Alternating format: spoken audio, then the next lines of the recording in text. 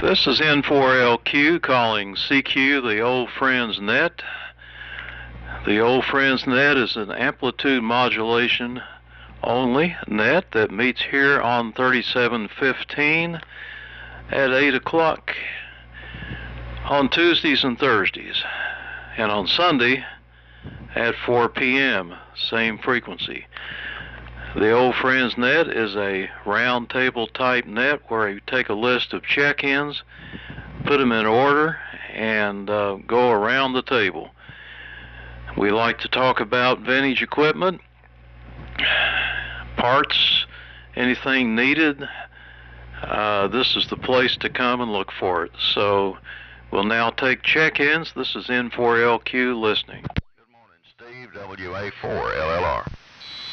K4GDN. KN4R. ARK. KN4R.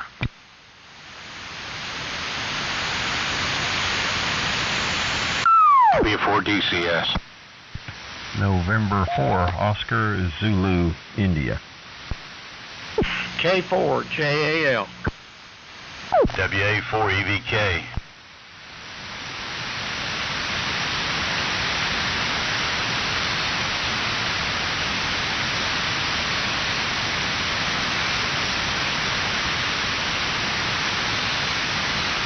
Okay, here's what I got. WA4LLR, K4GDN, KN4R, WB4ARK, W4DCS, N4OZI, K4JAL, and WA4EVK.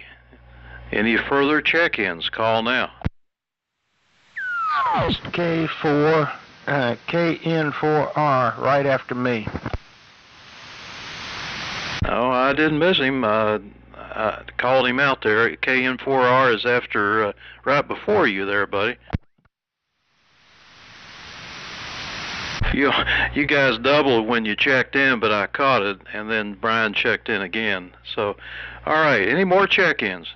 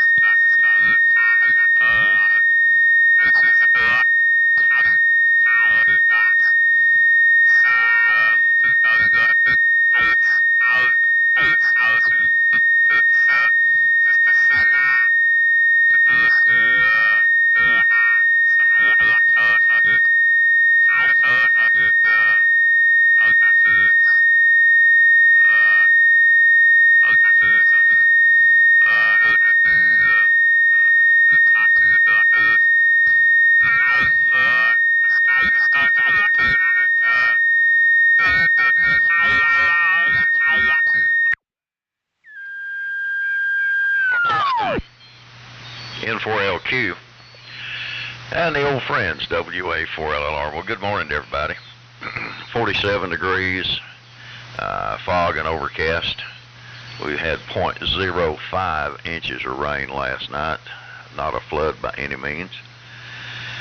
Running the RT-13, receiving on the R390A, and directly feeding a horizontal dipole at 50 feet. Band conditions seem to be good. Everybody's coming in quite well.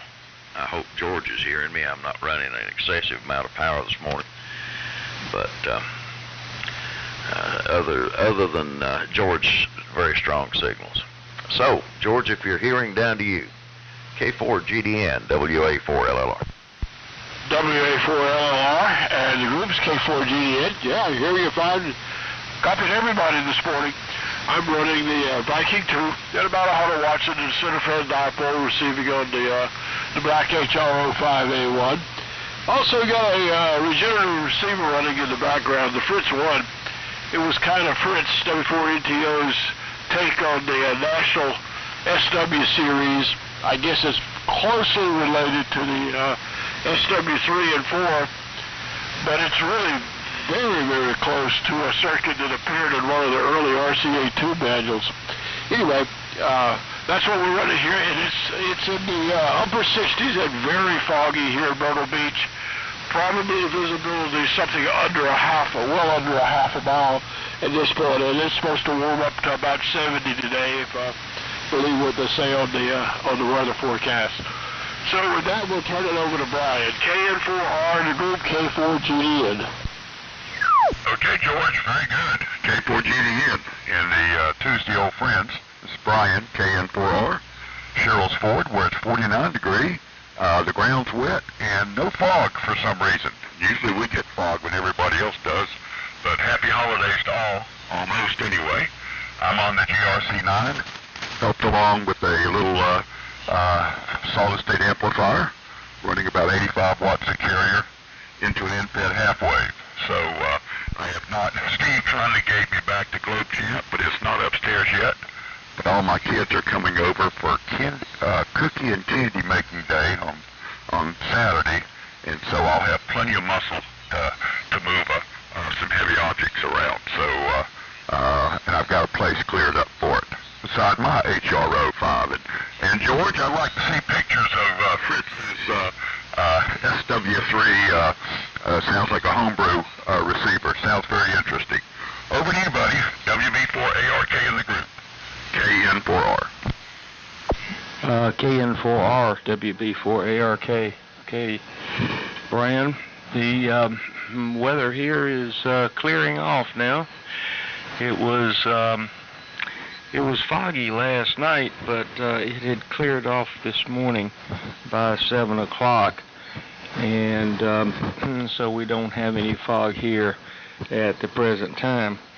The temperature is about 48 degrees, 47 degrees, and so it's a little chilly, but not bad. And so we will, I think, I'm not positive, because, I remember, well, we won't go into that. I think K4JAL's after me, WB4ARK.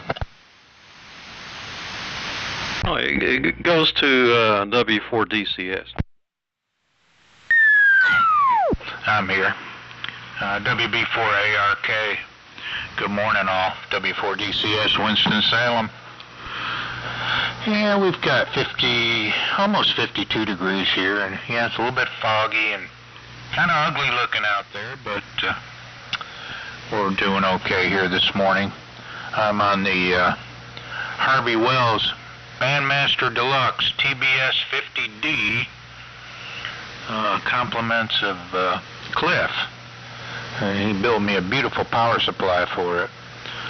So that's the story here. Boy, the GRC9 sounds good. I wonder why they call it that. I Googled it, come up Angry 9. Military field radio sounds really cool. Yeah, it sounds like a carbon mic, but you know, it cuts through just fine. Sounding good, man. So I won't hold it. We'll keep it going around. Alan, what's going on in your area? N4OZI W4DCS. Yeah, okay, Doug. W4DCS and the group's N4OZI. Well, not much going on. But as they say, no news is good news. Nice quiet day. I should get my capacitors for my TS520S today. They are supposed to get here by FedEx. I got it off eBay, and guy was pretty quick in shipping them out, so pretty happy about that. And yeah, Steve, those capacitors,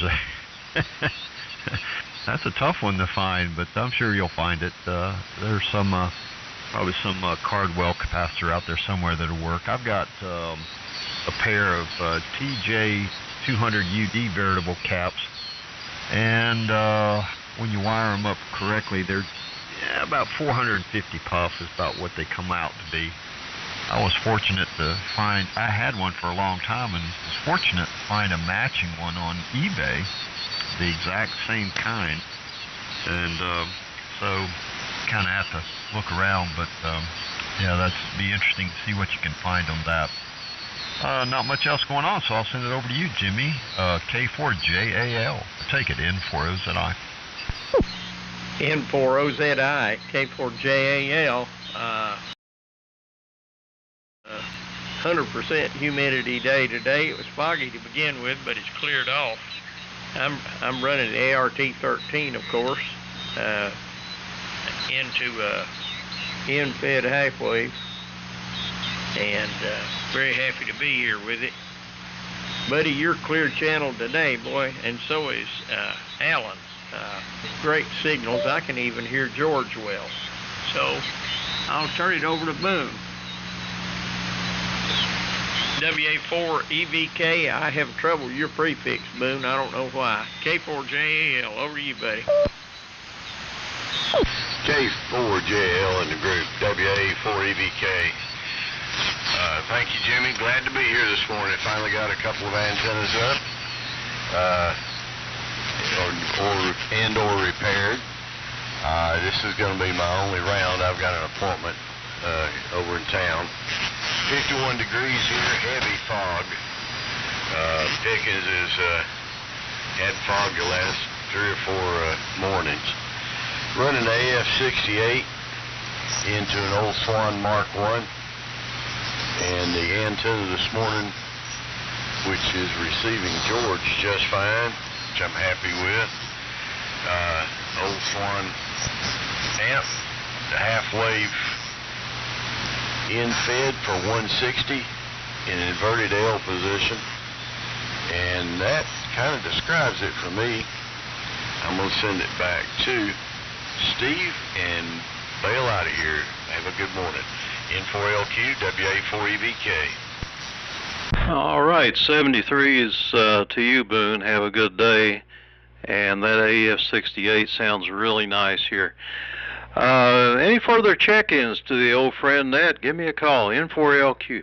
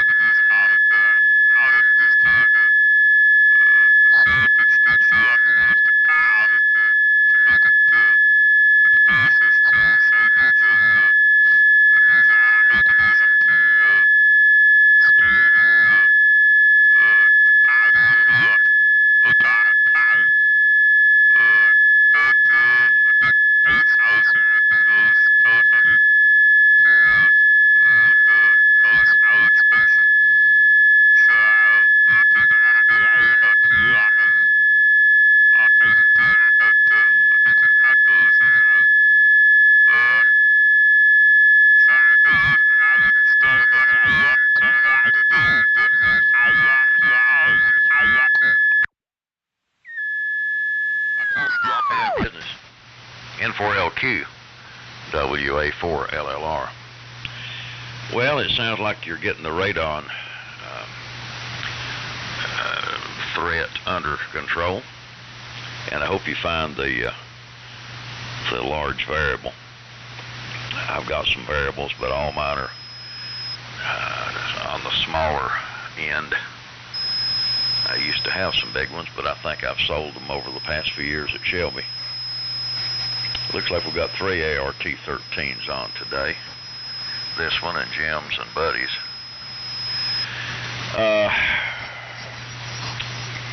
Brian, it's always good to have incoming muscle. My sons know that anytime they visit, they're gonna have to carry something or move something for me. So, and I love the way the GRC-9 sounds. It sounds like a communications radio. They're doing a great job. And Doug, that Harvey Wells, I'm envious every time I hear one on the air. I've always wanted one, and I've never broken down and bought one, because most of the time when I see one, it looks kind of rough. And but boy, that one sounds great. Cliff couldn't be in this morning because he had a dermatology appointment today, and said he hated he couldn't make it to the net. Boone, 7-3 to you. The AF-68 sounds really good. Well, let's see what's going on here. Not a whole lot radio project-wise. Just been staying pretty busy with other stuff at the present. Hopefully we'll be able to get back to messing around here in the shack. Space weather today, a little bit of activity. Sunspot count's 90. The solar flux index is 167, and the K is 4.67, so it's unsettled due to the fact that the CME they said would miss us did not miss us. So, you know, the forecasting is not a perfect science yet. As far as this day in history, at least one really interesting item.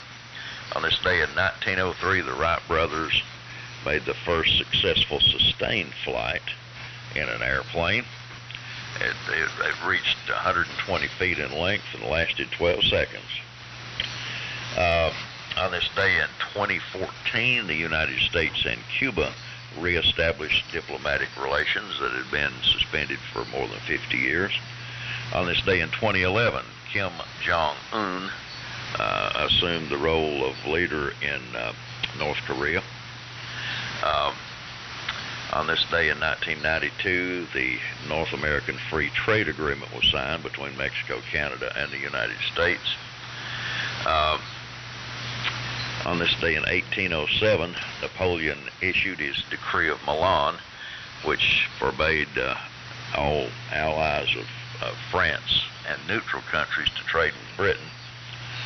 And on this day in 1760, American Revolutionary soldier Deborah Sampson, who assumed a man's identity in order to join the Massachusetts Regiment, was born. She also became one of the first women to lecture professionally in the United States. So that's a few things on this day in history. Down to you, George, and the Viking 2's doing a good job. K4 GDN, WA4LR.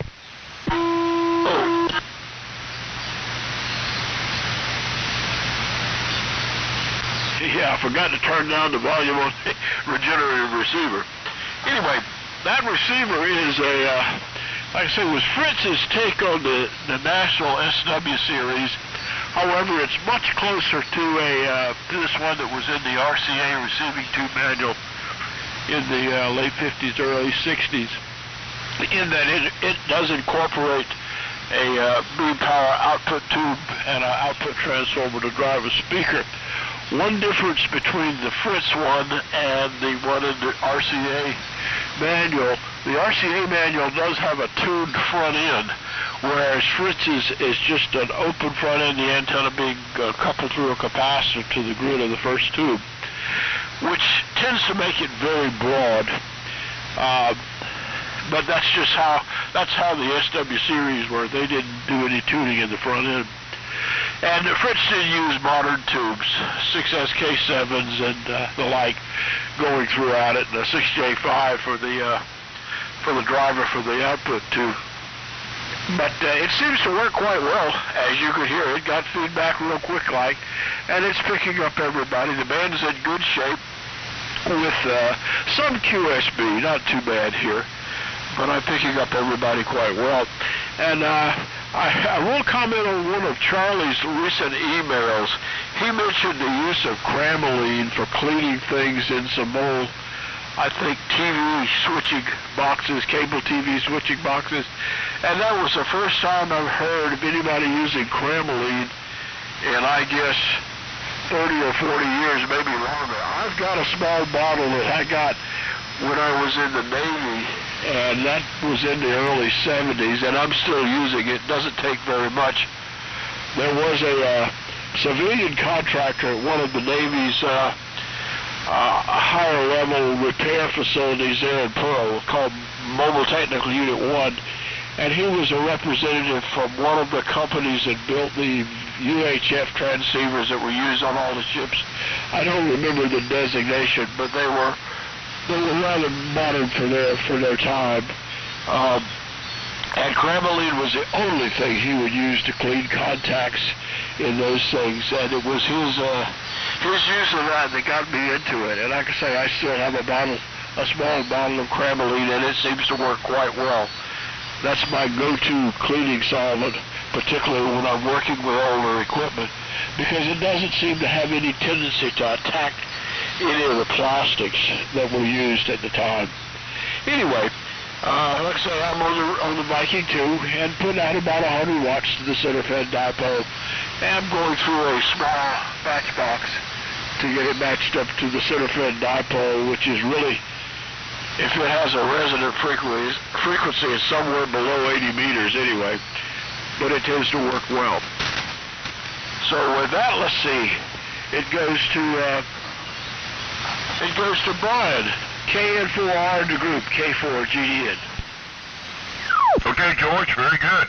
You're coming through just great. K4GDN in the group, KN4R. Well, very, very interesting on all, and I agree, all the ART-13 sound just wonderful here today. And let's see, Doug, the Angry 9 designation is a lot of guys in the Army call these things Angry, ANGRR 9, so that just comes out to Angry.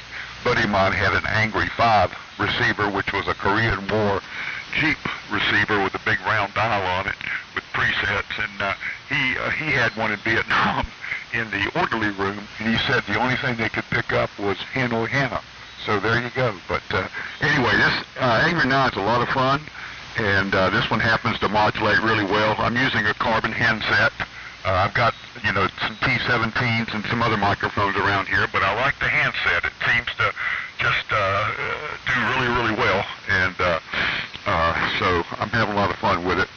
Let's see what else we got here. I set up a 2-meter rig here, and I've got an outside antenna, so I'm just trying to learn how to program it.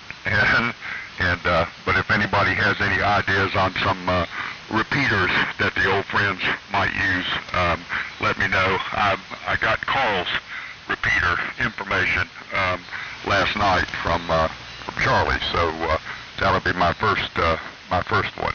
But I was kind of amazed. A lot of activity around here on 146.52 simplex, so that's kind of good. And Dave, thanks for all that news. George, the Kramerly, I'm not sure. Maybe somebody can spell that, and I'll look it up. But it sounds like some pretty potent stuff. So anyway, let's keep it going. Take it away, buddy. WV4ARK in the group. KN4R. KN4R, WV4ARK. Okay, Brian. Well, everybody's signal is really strong today. The band is extremely quiet. And no, we didn't have any fog, none whatsoever. Blue sky this morning, and really a nice morning. I could say I had, I'm not sure what happened to it. because I just took a look for it, and I don't see it up here. It might be in the basement, packed away. But I had a vacuum variable with the motor, and it came from a Collins antenna tuner, and so it came from Fair Radio some years ago. I'll look and see if I can find it, and so Steve, it's yours if you need it. If you don't get your package, here's a reason why it may not be coming on time. I ordered a part from off of eBay, came from California. It started on the 9th, Monday the 9th, at Camarillo, California. And so then it went to, the next stop was Santa Barbara on Tuesday. Then Santa Barbara, it went to Santa Clara. And then from Santa Clara, it stayed there for 2 days, left on the 12th, and it went to Atlanta, Georgia. Now that was a pretty good jump. Then it went to Palmetto, Georgia. Then it went to Gastonia. Then it went back to Charlotte. Then it went back to Gastonia. Then it went to Lancaster, South Carolina. Well, that's just a little bit below us here, not too far away. Then it went to Charlotte again. Then it went to Gastonia. Then it went to Clover, which is our distribution area. All of our mail is distributed to our mail carrier in Clover. So that will give you an idea of why your packages may be just like the guy on the MTA, Charlie. He's out there and he may never return. So there you have it. So over to Doug, W4DCS, WB4ARK. Yeah, WB4ARK in the group, W4DCS. Okay, buddy. I heard a story like that from Cliff on a resistor he ordered. And he still hadn't got it. It's going all over the place, but maybe it's the time of year. I don't know.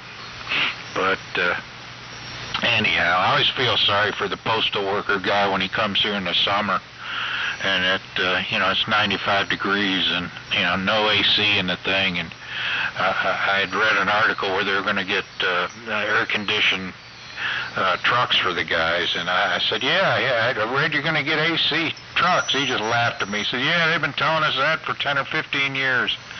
So anyway, but yeah, everybody coming in here good. George, you're loud and proud coming in here with the Viking 2. Fine business on that. All the ARTs sound great. The Angry 9 is just loaded with audio, and that is just a neat sounding rig with the carbon mic, Brian. I'm enjoying listening to that. So anyways, Steve, thanks for calling it. I'll hang around. I don't have anything going on here, so we'll keep it going. Alan, you still there? N4OZI, W4DCS. Yeah, W4DCS, N4OZI. Yeah, I'm still here, hanging in there, enjoying hearing everybody. Buddy, I got a kick out of that. I had the same thing happen to some firearm clearance rods.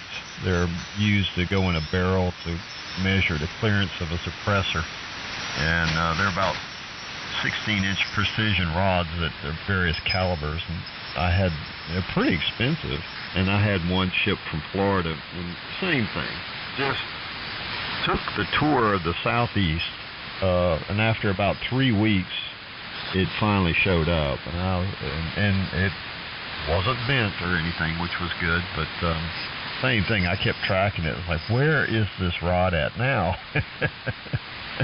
And it just had made the tour. And the Palmetto is a distribution center here in Georgia that was recently built.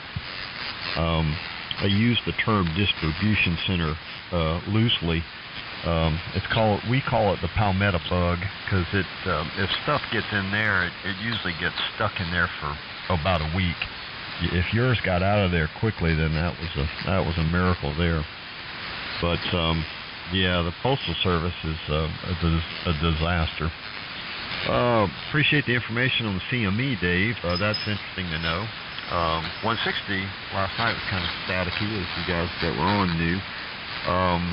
But it looks like the storm's going to go to the north of us and miss us. I just looked out. It's clear. Nice day.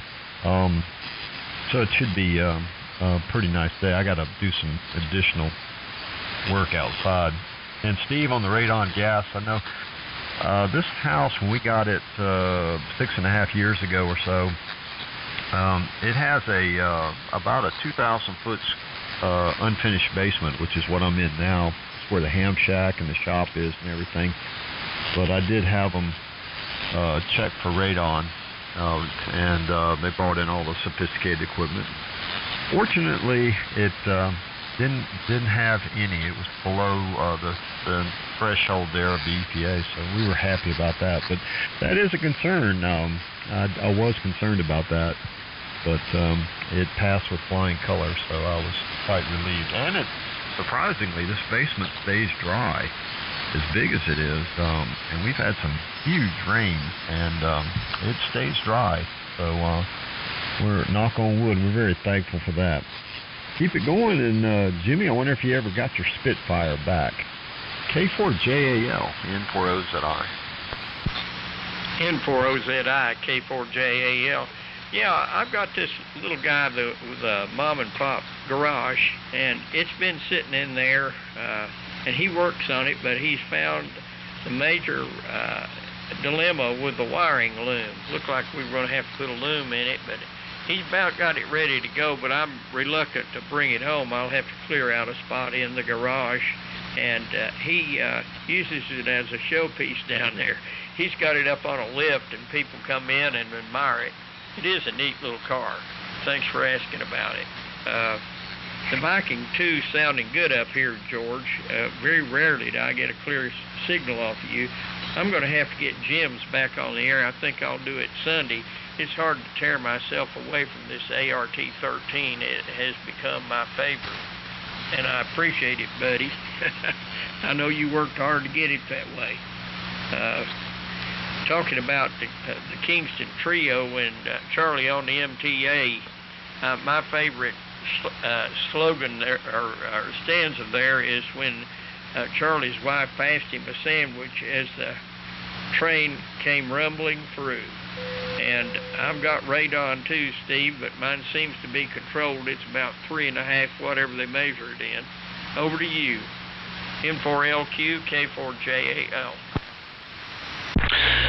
K4JAL, N4LQ. All right. Well, I'm glad your radon is under control. Mine is under control, but not under control enough. Let's see. Anybody else want to check in? This is N4LQ. W4MEC. Well, good morning, W4MEC. Go ahead and give it back to me, Charlie. Yeah, let me touch up my tuning here on the antenna tuner since I was on 160 last night. I get close, but no cigar sometime just by the numbers I wrote down. Anyway, good copy on everybody this morning. George, excellent signal up here today. And everybody else is loud and clear. So, yeah, there we go. Oh, wait a minute. I got in talking when you turned it over the last time, and I missed the call for extra check-ins, so I started with Dave and went down the list there. So I heard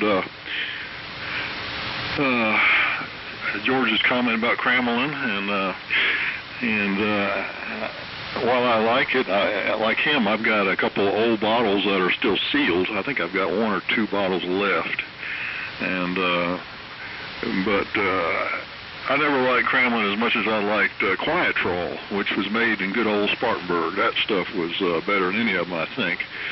And I used to have a bottle of that, and I think I finally used the last little bit of it, you know, just a little small glass bottle that you dip a Q-tip in. So Quiet Troll was the best of all of them, I think. And but it was red like Kremlin, so maybe Kremlin stole their formula. I don't know. but they work pretty good with cleaning contacts and such. So, and let's see, not a whole lot going on here.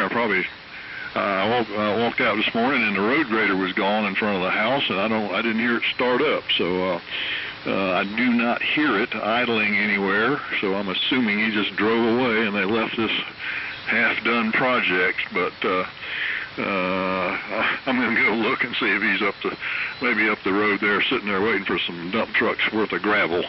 I hope that's the situation, and he just didn't vacate. They graveled about half of the road and smoothed it, and the other half is still basically dirt, but it's hard packed and has crusher run mixed in with it. But it's rutted, and he did give it a lick and a promise with the blade, but he didn't do a very good job at all. I'm amazing at how poorly on the dirt part he did. There's still some big old divots in it, and can you have a pothole in a dirt road? Anyway, but he needs to run the darn scarifier down it and tear it all up and smooth it back out again. But I don't think they've done that but once in 30 years. But he did pull the ditches a little bit, tore up towards the top where it was really full of rock and mud. But nothing else. So kind of sad here. Licking a promise, hitting a miss, you know, you don't get your money's worth. You don't get what you pay for kind of deal. But we'll see. Maybe he's sitting up there, like I say, waiting for some gravel. N4, LQ, and the group W4, me see. Okay, anybody else want to check in?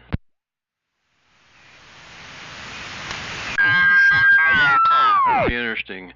A pothole in a dirt road. What is a pothole? Why do they call them potholes? There's today's trivia question. I do not have an answer for it. Let's see. The radon is probably important mostly because it becomes a tool in the bargaining for real estate these days, and if you don't pass, they'll ding you for that. You know, the inspector will. And if the buyer wants it tested, then you've got to have that done, or just forget the sale. And if you fail the test, they'll say, well, we're in that case, we're going to offer you this amount of money, or they'll insist that you get the thing radon proofed, which requires the installation of a radon fan, and that's apparently what happened to this house before we bought it. And the fan was already here, but it wasn't installed very well, so I've redone that. Hopefully it'll help some anyway. Let's see, and don't forget the 160 net tonight at 8 o'clock on 1864. We had a good crowd last night, checked in, and we talked about all kinds of technical things and non-technical things. And one of the things we talked about was this matching system I'm putting on my antenna. And Charlie, if you joined too late to hear, I was looking for a 500 PF variable, a big bread slicer, and that'll do the job.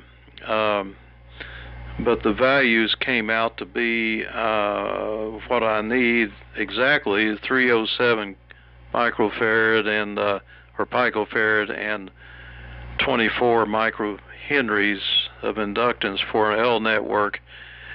And the interesting thing about these networks, the formula and the computed values that I just cited are for a coil that goes from the antenna to the ground, and the capacitor joins it at the antenna and goes into the transmitter. So it's an L network with the coil going to ground. And I don't know if any tuner, and if anybody else knows of one, let me know, that has the coil going to ground. Usually it's the coil's in series with the antenna, and they move the capacitor to one side or the other. But the problem with doing that for a high impedance network is you need such a high capacitance, and that's hard to get. I mean, I'm talking like a couple of thousand microfarads, something like that. So I wonder why they don't do it that way. And the nice thing about having the coil going from the antenna to ground is it also provides a way to bleed static off the antenna and a small degree of lightning protection. So let's see, having said that, Cramaline, I looked that up, and that stuff has been banned by the EPA, unfortunately. Apparently it was pretty good stuff, and this one guy said it was 47% trifluoroethane. That's one big word. And of course, Craig Laboratories has it in their deoxit product that is called DS or D5S-6 that replaces it, but it's petroleum naphtha.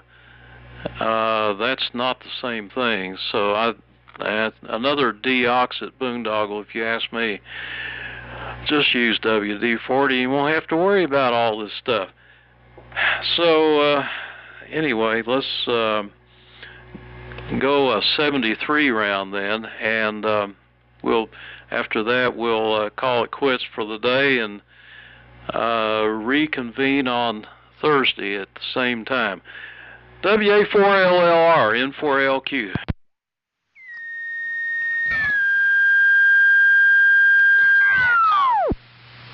WA4LLR, all right, good round. George, you're still coming in quite well up here, so good band conditions this morning. Good morning to you, Charlie. Good to hear you today. On the radioactivity scene, this is a little bit off topic, but it was interesting to me. I was reading some article, and it was talking about radioactivity in bananas. It seems that, most everybody knows that bananas are a source of potassium. And part of the potassium in there is potassium-40, which is a radioactive isotope. And while the quantity of radiation is low, it is detectable. So I got some of the wife's bananas and got out the old civil defense bulky Geiger counter, and lo and behold, I could detect it. It was not strong, but it was above the background level of radiation, so it was detectable. I was reading an article which was a little bit disconcerting, and it said this: Eating a banana actually presents more radiation exposure than if you were standing next to a spent nuclear fuel dry cask or a nuclear power plant. The amount is only 0.01 milligrams, but anyway, the next time you have a banana, it's you're getting a little bit of radiation, and another interesting sideline to that too is the fact that beer has potassium-40 in it as well, but it's a smaller amount. So don't eat too many banana sandwiches or banana splits or whatever. But they say the effect is negligible. But Steve, not only do you have to worry about radon, you better limit your banana intake. Anyway, Everybody have a great day. 7-3, God bless, Lord willing. We will catch up with you on Thursday. Thanks for calling, Steve. Here comes George, K4GDN, WA4LLR.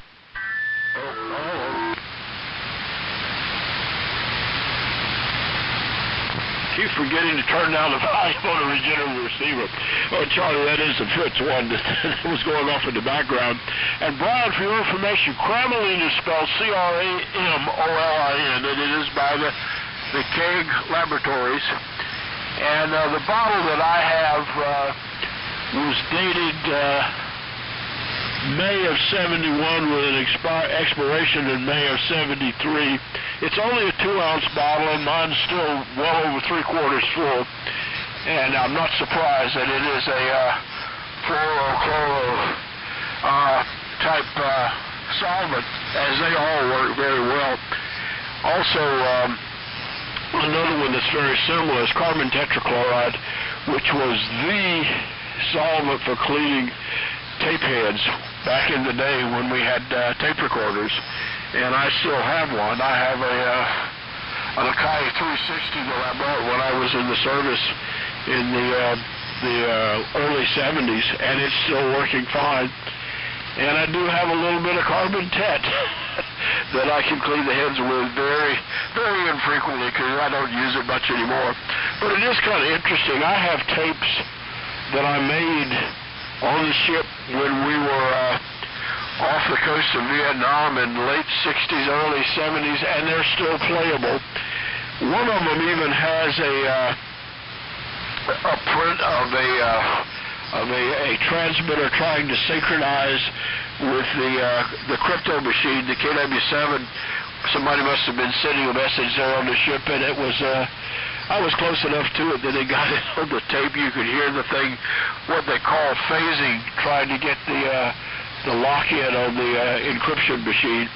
This was what we used for communications back and forth between the ship and the main communications stations there.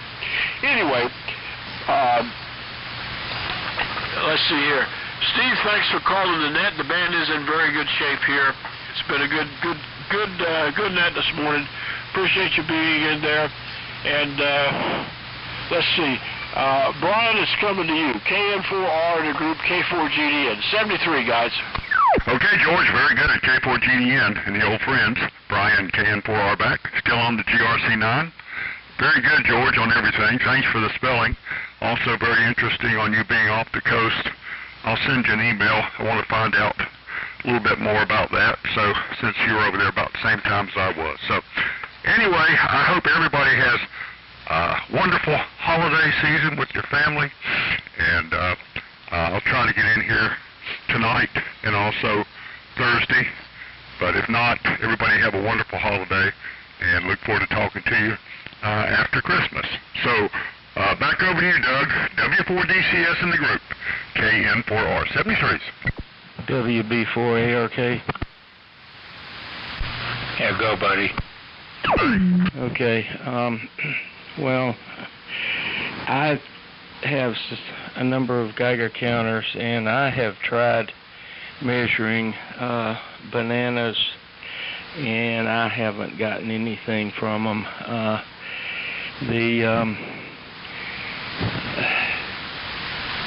That's all I can say.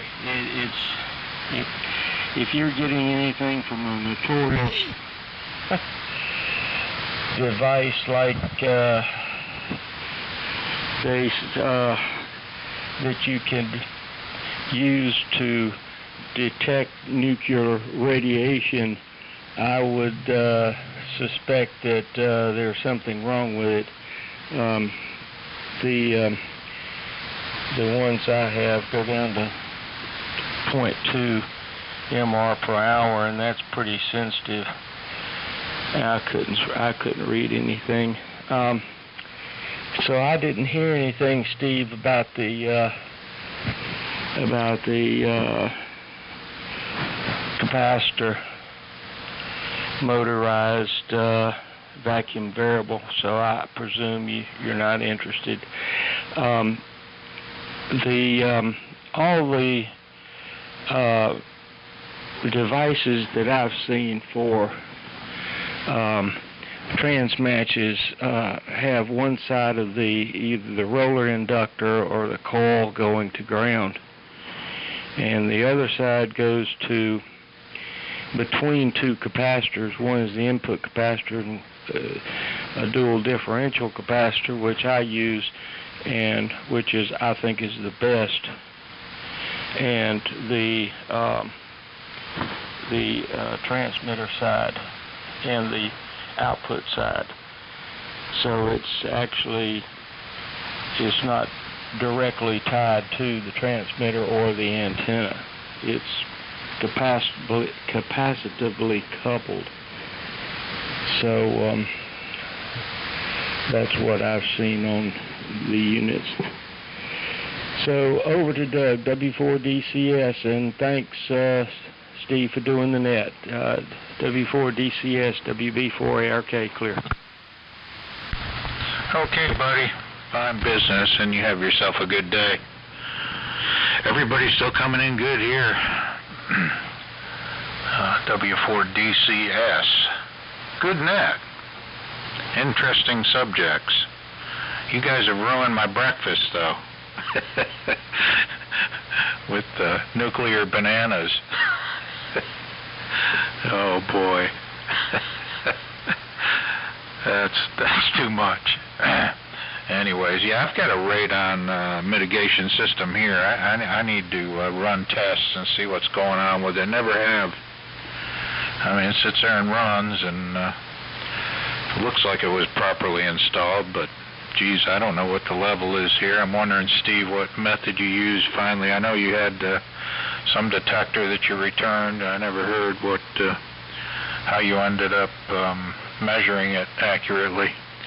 Anyways, yeah, carbon tap. Boy, at Nortel, they bought it, I'm sure, in 55-gallon drums. Every rework station in the manufacturing plant had little dispensers full of carbon tap, and I think they use it mainly for cleaning flux off boards. But it was plentiful and non-conductive, which made it handy. I knew some guys that ran electric little battery race cars with their boys, and they'd go to this track, and to clean the motors, they'd have a little jar of carbon tap. You hook the battery up to the motor and drop it in the carbon tap and run it, clean it. Interesting times. It worked. It was a great solvent. I guess it cancerous, I guess. I don't know. Enough out of me. Enjoyed it this morning, Steve. Thanks for calling it. Alan, here you go. N4OZI, W4DCS. All right, Doug. Very good. W4DCS. The group N4OZI with 73 to you and everybody else. Interesting about the radioactivity in bananas and Geiger counters and stuff. That is pretty interesting. I remember seeing a video on YouTube. I think the guy's name was Radioactive Brew, B-R-E-W, and he lives out west. He has some pretty expensive Geiger counters. He was showing one, and I remember looking up the price of that thing. I was like, I don't think I'll be buying that. But he had a pretty interesting hobby. He's kind of a geologist. He goes around and at abandoned uranium mines that are boarded up and various other radioactive places out west with his set of Geiger counters, and it's amazing what he discovers. And he was at an abandoned mine in, I think it was a national park. They had boarded it up, and just outside of where they boarded it up on the side of the mine there was a very hot spot that he detected. That was unreal. And just various. He found a cylinder type rock on a dirt road. He was walking around. It turned out to be a uranium core that was not, processed. It just came out of the mine. It must have fallen out or something. That thing was highly radioactive. It was amazing. But you just never know what you see. But his name was Radioactive Drew. Pretty interesting videos. Anyway, I'll say 73s. I'll have to look at those videos again. You guys got me thinking about it, so that's interesting, Dave. And I'll send it over to you, Jimmy, on the ART-13. Sounding good and interesting about the Spitfire. That's interesting. Those are interesting cars. A friend of mine when I was growing up had a Triumph, and so I've always had kind of an interest in them. 73s, thanks for calling it, Steve. We'll catch everybody later. K4JAL, we'll take it. N40ZI. N40ZI, K4JAL. Yeah, I love the Spitfire. Goes back to my youth, too. I remember going to one of the old friends meetings with Buddy and Dave, and I think Boone had their Geiger counters there showing all that stuff. Personally, I'm hoping to eat enough bananas to glow pleasantly in the dark. So I'll say 7-3 and pass it over to Charlie. W4MEC, K4JAL. Okay, Jimmy, K4JAL and the group, W4MEC. Alrighty. Yeah, carbon tetrachloride and that other thing you mentioned. They really worked well, but got banned. That's what it is with the EPA. A lot of things that worked well got banned. You know, I mean, we're living in a world where, you've heard this one about, you buy a car, you open the manual you get with the car, and it, you know, years ago, it'd tell you how to set the valve clearances and things like that. Now it tells you don't drink the water in the battery. So, you know, that's, they probably did that, you know, just banned all this junk because people are stupid. I wonder, anyway, but it does work good. So, and I got a couple projects I need to get on here today, and I'm working on a gate opener for a lady. She has an electric gate on her driveway, and it quit working, and it quit working so long ago, the chain that activates it is orange.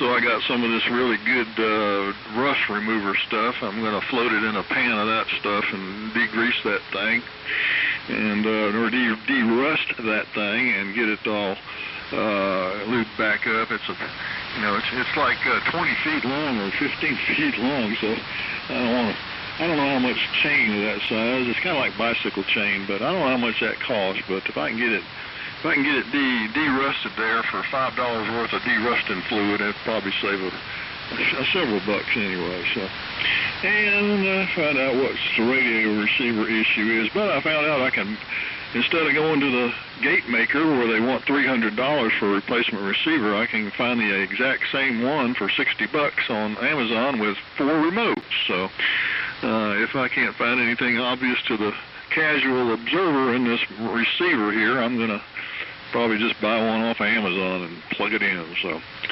and get that albatross over my head. So and glad to hear that the Spitfire is almost home, Jimmy. It sounds like it should be in pretty darn good shape when you're driving it, and the only thing that might break down on it is something new. So mine was very reliable. I had, like I mentioned, the story about the losing the fan belt, but on the trip, and I gave you that warning. And but it was a very reliable car, and the only other issue I had was with it was the rear wheels. And in 1971 or 72, somewhere in there, they decided to improve the handling by changing the geometry of the independent rear end, and the rear wheels actually lean in at the top. And I forget whether that's camber, right? I can't remember if it's positive or negative. And they actually have you set the front wheels to the opposite camber, but not as much. And they recommend you swap the tires from back to front on a regular basis. Because if you don't, you get some wedge-shaped rear tires there. Because, I mean, you can tell that it's obviously leaning in at the top. And they wanted to improve handling, but the main thing they did was improve how fast you wear out the rear tires. So but prior to that particular year, all 4 wheels were straight up and down.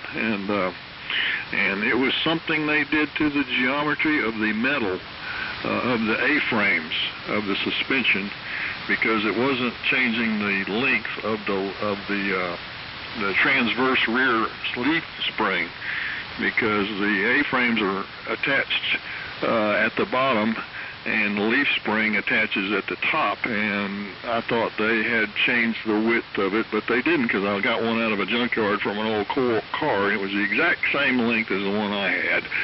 And so I think they lengthened the length of the A-frames at the bottom. So after that, I gave up. But like I say, it was a very reliable car and a heck of a lot of fun to drive. So yeah, once you get it home, and they get these roads back, and it doesn't depress you to drive around the countryside because of all the destruction that's still being cleaned up, you'll appreciate taking it out with the top down on a cool day and driving around on it. So and you can put a radio in it too, you know. Put a hammer in it. 73 all, we'll see you on Thursday morning, and we got 6-meter net tonight, 50.4 a.m. at 8 o'clock. If Boone and I are awake, remember, and are here, we'll be on it. So N4LQ, W4MEC. Okay. And if you can't get anybody on 6 meters, come on down to 160 meters. Long wave down in VLF. This is N4LQ. And Buddy, thank you for the offer on that motorized capacitor. If you're listening, I wonder if you can just take the motor off and put a knob on it. You might let me know about that sometime. That would be, I don't think I want a motor on it, but anyhow, appreciate that offer. And my XYL is a consumer of bananas. I always have to keep a supply here. She eats one every day for breakfast. So I'm going to get me a lead box to keep those things in. I wonder if that could be the source of my radon gas, is these bananas. But I do remember a song by Donovan that mentioned, I think it was called Mellow Yellow, and he mentioned electrical bananas in there. So maybe there's something to that. I don't know. Let's see. How do I measure radon, Alan? I use a thing I got off Amazon. It's made by Life Basis. Life, L-I-F-E, Basis, B-A-S-I-S, radon detector for your home. And it's a little tiny thing. There's a whole bunch of small detectors you can set around the house, different brands. Take a look at them. I gave this to my neighbor, and his was just a little bit too high, and nothing like what I've got here. So I can tell there's something different about our two houses. So that is all I've got here this morning. I thank everybody for checking in. Again, Thursday at 8 a.m. is our next net, and tonight, of course, on 160. 73s. This is N4LQ, closing the net.